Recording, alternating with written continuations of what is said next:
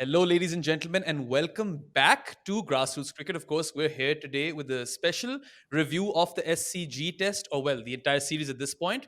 I have my colleague Abdullah Ansari with me at Grassroots Cricket, and I am Behram Qazi. You can find me at Def Mango on Twitter. And yeah, where should we start, Abdullah bhai?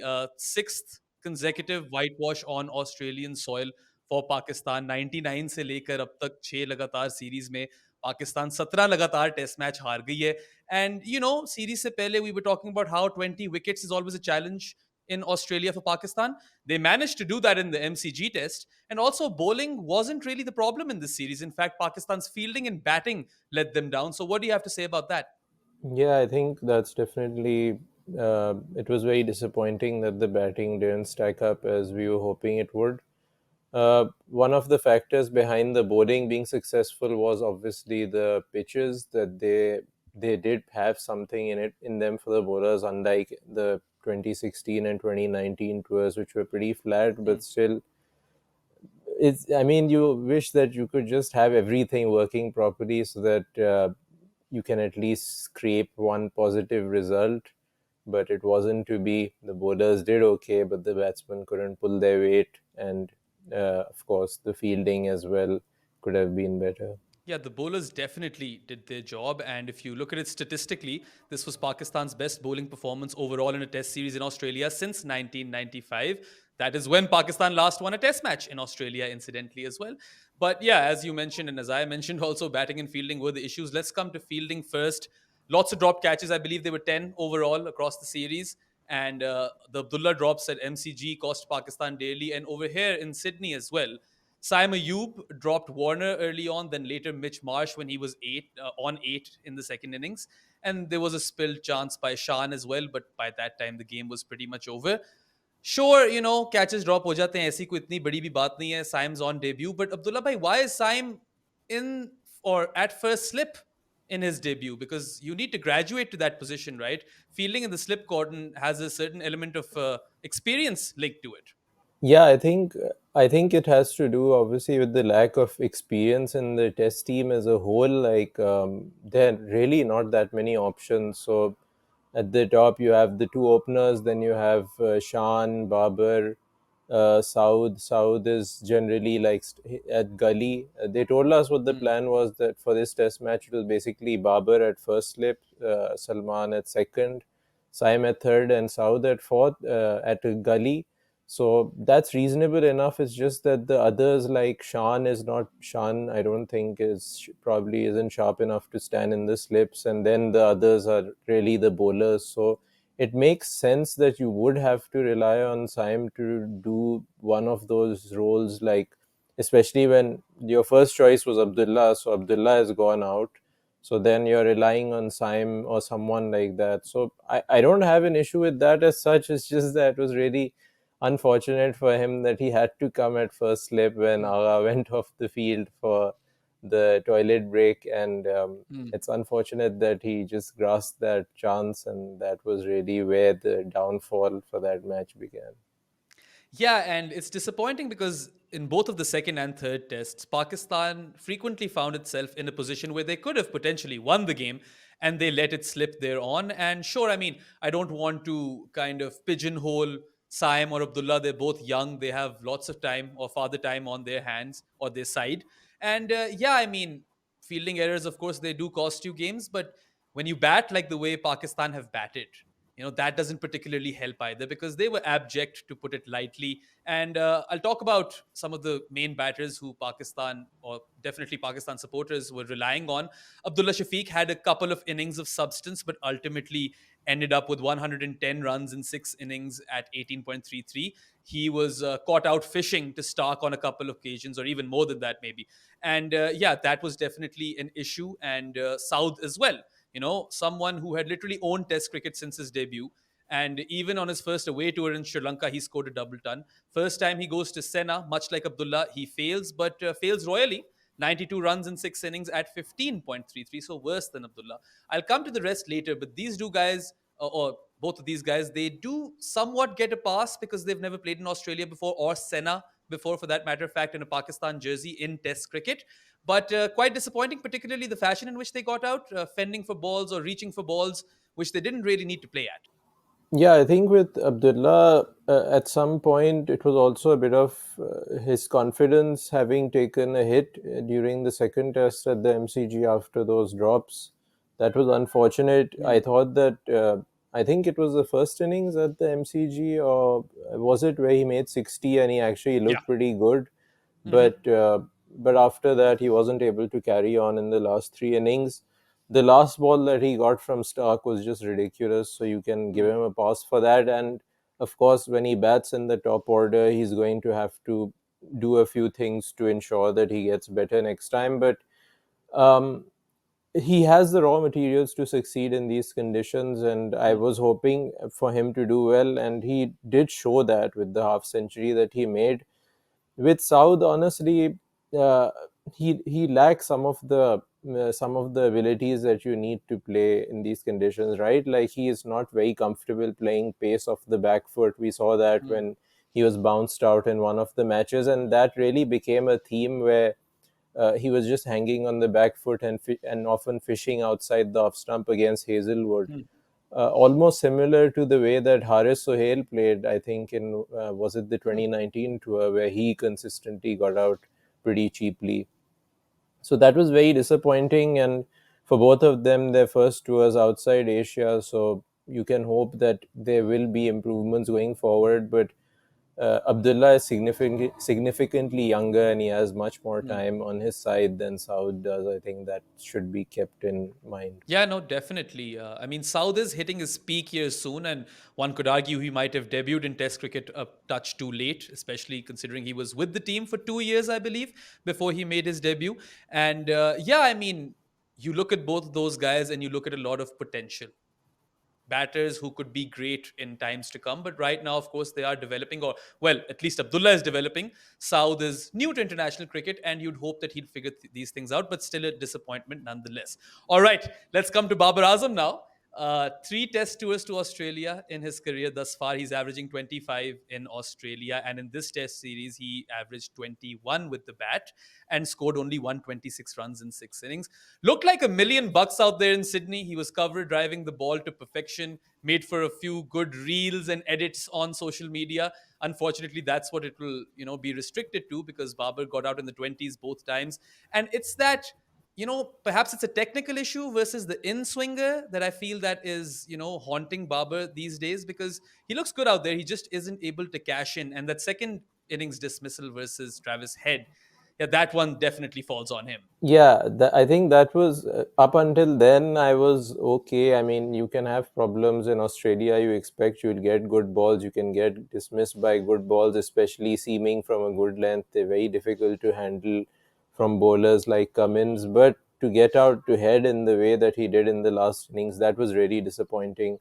Hmm. uh, there was just, I think, 25 minutes to go until stumps, and he just had to Yep. see that through. And then we saw how the next day they had taken the after the heavy roller, the Hmm. conditions for batting were quite easy. And I think Rizwan and Jamal were able to make some runs. So that was really disappointing. Game awareness, or whatever you want to call it, to get out in that manner Hmm. against a part timer. Uh, Perhaps he's inspired by the team director who made it a habit of doing that in his own career.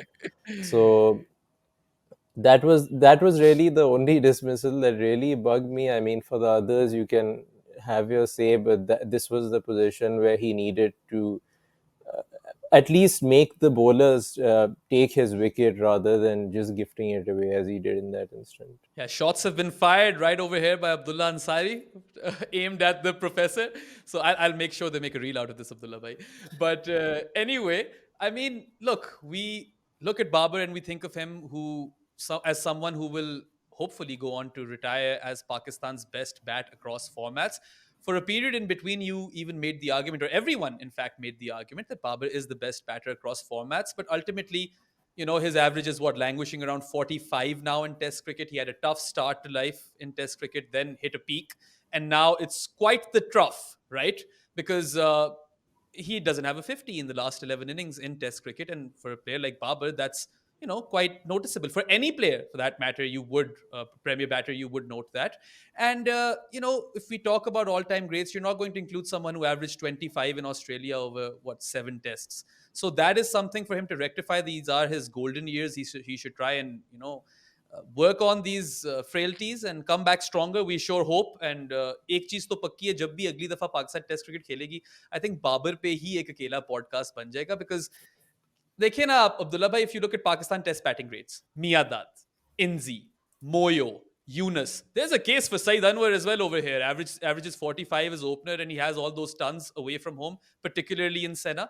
So Babar is probably, sixth in this list, or would you even rank him lower? I don't like ranking players during their careers because they experience so many highs and lows that it's Hmm. a pointless exercise. And the other thing is that with regards to like a player's average in a certain country, I really feel that that does not even having it's 7 tests now that he's played. I think in Hmm. Australia 3, 2, and 3, maybe 8 now. Yeah, I think it's 8. Hmm. So still, for me, in terms of sample sizes, that's not really good enough. And I think we know that he has the ability to make runs in Australia. He did that in the last tour.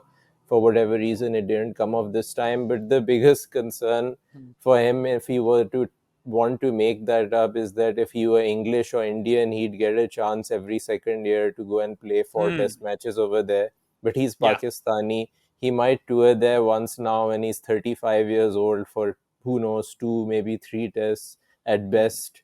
And there's a limit to what you can do in those matches. So that's really the big blow for, you want to call it his legacy or whatever, that he may Hmm. not ever have a really good record in Australia. Yeah. But I think he's good enough to still make runs on his the next overseas tour would be South Africa next year. So let's hope he Yeah. goes well there. And then England in 2026, I think. So yeah, let's hope for the best. I mean, given he's a Pakistan player, he'd be lucky enough to play 6 to 7 test matches a year. You're talking about 4 in a series, right? So there's a big, disparity over there, and the inequity in cricket and test cricket in particular is quite glaring. And yeah, I hope that Babar is able to get some runs when he goes to Australia next, or even in South Africa. If he gets runs in South Africa where the ball not only bounces but also moves laterally, that would go on to, definitely he could make a statement that way. And he did well versus Dale Steyn all those years ago. I remember. Well, Steyn was on his last legs, but still, we'll count it. Anyway, that's probably enough on Babar. Of course, we wish him the best and hope he's back to his old run scoring form. Let's talk about the positives. And the biggest positive for Pakistan in this series, and the one person who will come to mind whenever we look back at the series, will be Amir Jamal. In him, Pakistan have unearthed a diamond. He has that champion warrior qualities about him. Never say die attitude, never takes anything for granted either, is literally grabbing his opportunity by both hands. And here's some stats for you. Of course, you would know because we both work for grassroots cricket, but no other Pakistan pacer has had more wickets than Amir Jamal after 3 test matches. He is only the second player after Imran Khan to take 18 plus wickets in a test series and score 140 plus runs. He is also the only cricketer since Imran Khan to score 80 odd innings in test cricket and also get a 6 wicket haul. And he's also the only Pakistani to score over 100 runs and take more than 10 wickets in a test series in Australia, the other two being Imran Khan and Wasim Akram. That is elite company, Abdullah Bhai. Yeah, I think he hadn't really played anything besides T20 cricket, so Hmm. perhaps people were a little surprised to see him come out of the blue. But I think he definitely had it in him. The surprising thing was at times that he was able to execute his skills with such Hmm. consistency and make an impact. But the early signs are that he is the type of guy who will put his heart and soul into Hmm. his and fight for the team and do whatever it takes. So Yeah. he curbed his natural batting instincts as well, to which are to play aggressively, and he held his own with the bat as well, and that Hmm. was a really good sign.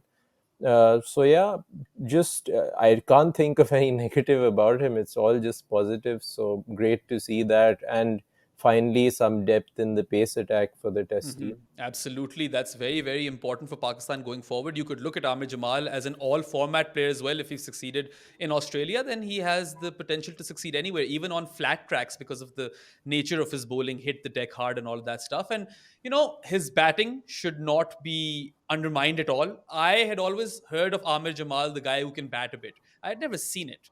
Now I have, and even in the second test match, his 33 was very valuable. Had Mir Hamza hung around then as well, maybe he could have gotten some more runs. But Mir Hamza corrected his ill, and this time he did give very, very sturdy support to Amir Jamal, who went on to score 82 in that first innings in valuable runs. Had Amir Jamal not scored those 82 runs, Pakistan would have never crossed 300. And had he not taken those 6 wickets, Pakistan could not have restricted Australia to under 300. So this was one of the all-time performances, and I think he deserved that Man of the Match award as well. Yeah, the first by Pakistani in a losing cause since another tragic game, the Hmm. Gabba 2016 Asad Shafiq 137. So, Yeah. yeah, well deserved. Just a pity that we couldn't Hmm. cap it off with a win.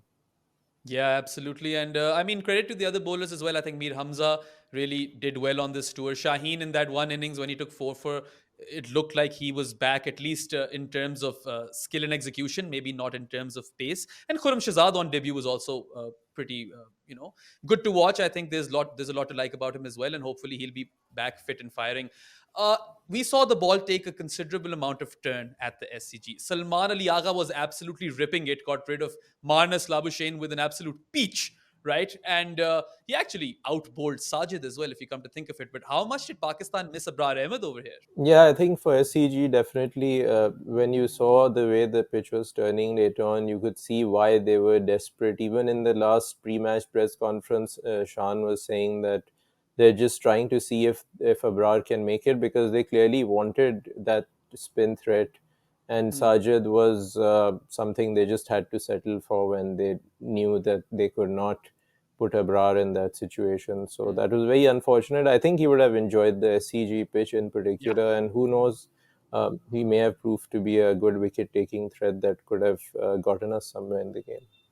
Particularly if batters weren't able to read him, which on first attempt isn't that straightforward, right? We remember him dismissing Ben Stokes with that peach of a delivery back in the day as well, in that Multan test. But yeah, Abrar was a miss. And Salman Ali Agha, look, he was really handy in this series.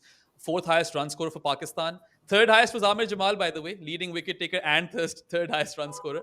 But Salman Ali Agha, he scored 2 runs less than Amir Jamal. He made 141 runs at 28.2 and got David Warner a couple of times, was more than handy with the ball, got Marnus with a beauty. So, how impressed were you with him? And do you think he can prove to be an all conditions all rounder for Pakistan in Test cricket?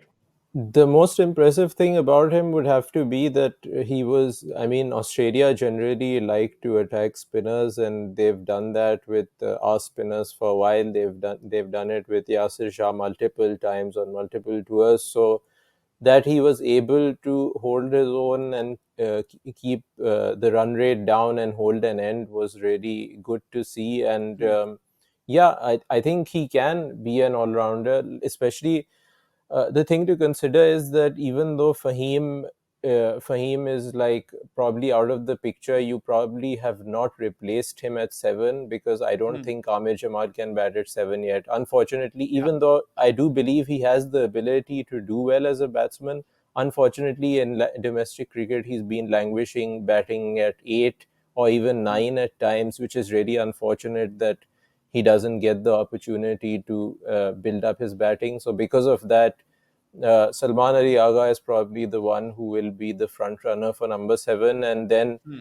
like for South Africa, if you take that option, then you can play four out and out pacers, Hmm. especially like if the pitches are similar to what India played on recently.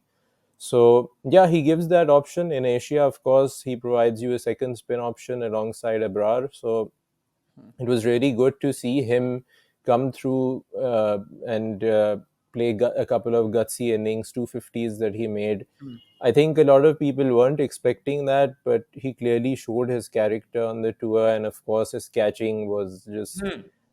reminiscent of Imran Butt, perhaps, and that's something that we dearly need in this team, as some of the other slip catching attempts showed.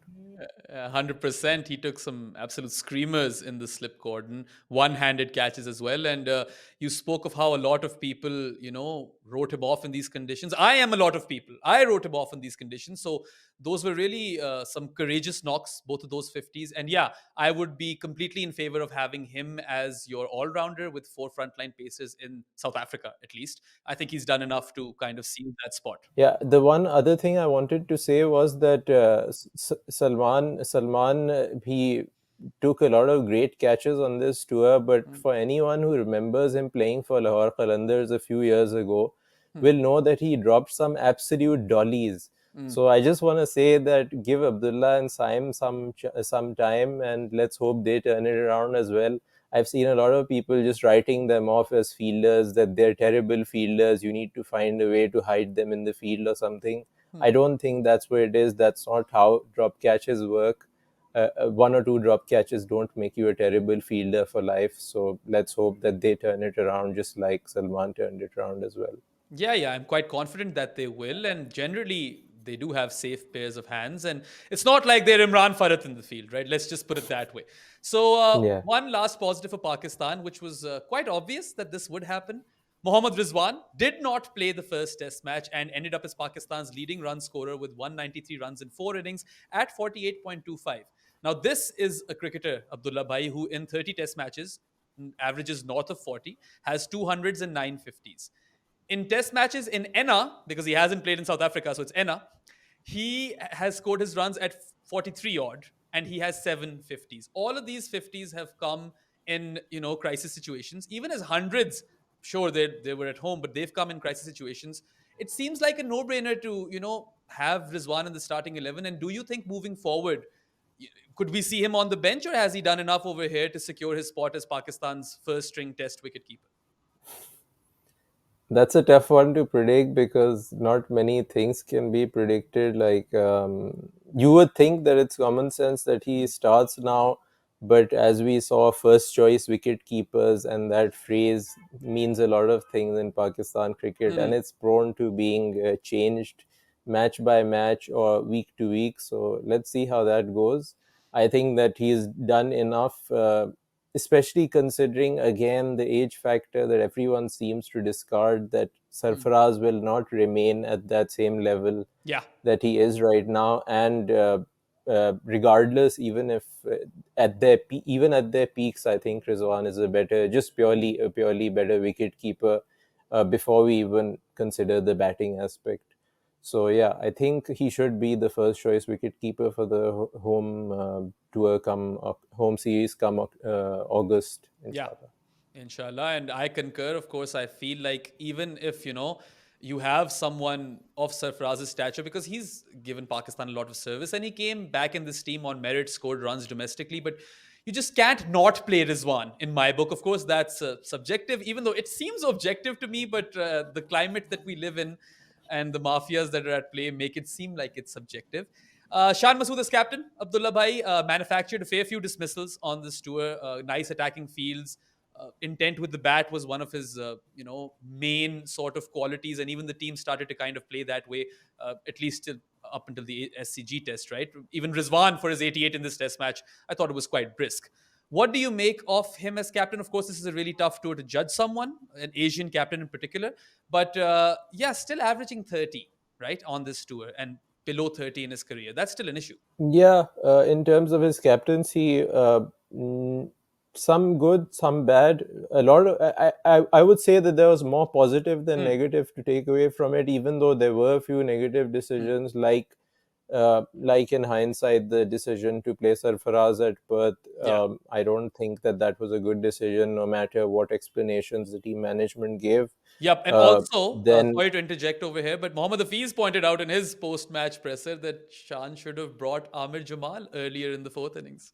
So there's that. Yeah, so yeah, exactly. So there were a couple of issues. That one was incomprehensible, that your primary bowler who's taken more than twice as many wickets as anyone else in your team, you're bringing him on when 30 runs are left to get. So yeah, just these couple of blots, but I think that there were some positives. again, I feel that Test captaincy might be a bit overrated in terms of in terms of its importance. Like, yeah, you do have to sometimes manufacture dismissals, but it's not at most of the time your the quality of your players will shine through, right? And I think that Shan does well with some of the things, like he manufactured a few dismissals, and that was good to see. But I still feel that if he keeps averaging 30 with the bat, then he will leave himself open to being removed from the team at any point. Especially once a cup, say in the home season, there are one or two bad results, and he will be under fire very soon. Right now, he'll get away with it because it's an overseas tour, but he has to put on some more runs to really solidify his spot as the captain. Yeah, no two ways about that. I'm glad he got runs at the G because without those runs, maybe Shan Masood would be the biggest talking point in the aftermath of this series. Anyway, let's talk a bit about Australia before we end this. We're already over time. So, Pat Cummins took 19 wickets at 12 apiece in this series, 10 for in the second game, and a 5 wicket haul in the first innings of this game as well. And yeah, I mean, he bowled pretty well in the second innings as well, but that's that Hazelwood spell that Pakistan fans would remember. He completely blew them away, the Pakistan batters, in that one over took 3 wickets. But anyway, Pat Cummins and then Mitch Marsh, 344 runs in 5 innings at 86. Who do you think hurt Pakistan more, Cummins or Marsh? I think it was Cummins, but in terms of where it actually hurt was when we dropped some catches of Marsh and allowed him the opportunity to hurt us. Okay, Cummins is a world class player. He'll go down as one of the all time greats, so you can take that he took wickets against you. But Marsh gave you some opportunities, and as you've made a habit of doing with Warner, you just refused to accept them and left the door open for him to be the new tormentor of Pakistan come the next tour if he's still hanging around. I hope not. Yeah. I mean, Christmas came late for David Warner and Mitch Marsh, and I hope that Pakistan don't continue to award him opportunities in the future because they definitely made a habit out of it with Warner, who now has retired. 8,786 runs for Australia in 112 test matches, their fifth highest run scorer of all time. Couldn't master England, but, pretty much mastered everywhere else and averaged nearly 45 as an opener, scored a half century in his final test innings. Fairy tale script that for Davy? Yeah, very much so. But as a Pakistan fan, I can only say I'm not very upset to see him go. Yeah, I mean, they gifted him a shirt as well, Babar's shirt, weirdly enough, and everyone signed it as well. Some good gestures by Pakistan, gave him a guard of honor as well. But yeah, I suppose Two of Pakistan them. can. Yeah, two guard of honors. Two. Who gets that, right? Yeah, But very generous. yeah, but that is the end of that chapter. David Warner versus Pakistan in test matches in Australia. He absolutely devastated the men in green over the years. And in fact, this series he averaged under 50, which I think is a bit of a victory for Pakistan on its own. It's the small things, right? It's the, positive signs trophy. And then there's the, we took 20 wickets trophy. That's all Pakistan's going to get because they've been whitewashed again. Yeah, some positives. Yeah, I do think that there are some good positives to take away, especially in terms of the bowling attack. We seem to have some depth that we can invest in, but let's just hope for some continuity. Who knows, with the way PCB functions, we might have an entirely new team for the home season next in the next series. Yeah, who's to say? But honestly, I do agree. Lots of positives. And I think we highlighted pretty much everything in this podcast. So let's wrap it up then. Thank you, Abdullah Bhai, for taking out the time. And thank you, everyone who was watching. If you like this content, like, share, and subscribe, and show it to your friends. For similar content, stay tuned. Brought to you by Grassroots Cricket.